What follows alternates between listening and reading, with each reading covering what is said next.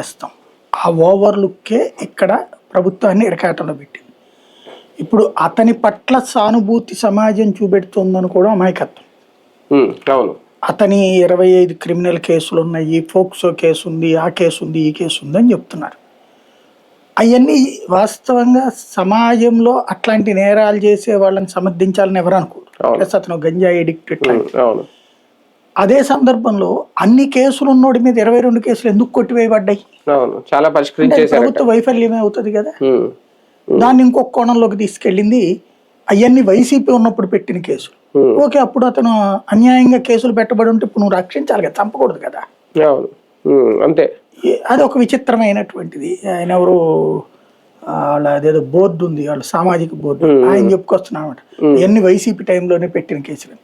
YCP టైంలో కేసులు పెడితే ఇవన్నీ అక్రమాన్ని మీరే అంటారు కదా, మరి వాళ్ళని మీరు చంపుతారంటే వైసీపీ మీరు ఒకటై చంపేస్తారు. ఇక్కడ పాయింట్ ఒకటి. ఇక్కడ రెండవ పాయింట్ ఏంటంటే, ఇక్కడ ఈ కేసులో జనం చూస్తున్న కూడా ముందు వీళ్ళు ఓవర్లుక్ చేసింది ఏంటంటే సమన్వయ లోపం ఎక్కడో ఉంది. మామూలుగా ఒక మనిషిని మహాత్ముడిని సైతం దుర్మార్గుడు చేయడం ఎట్లాగో వీళ్ళకి బాగా చేతొచ్చు.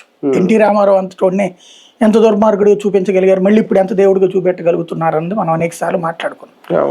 అంత శక్తి ఉన్నది వీళ్ళ దగ్గర. Media, social media, mouth publicity, చదువుకున్న మూర్ఖుల యొక్క ఆలోచనలు, వీళ్ళందరూ చాలా ఒక గ్రూప్ అనమాట. ఇదంతా ఒక ఎకోసిస్టమ్. ఈ ఎకోసిస్టమ్ చాలా ప్రమాదకరమైన ఎకోసిస్టమ్.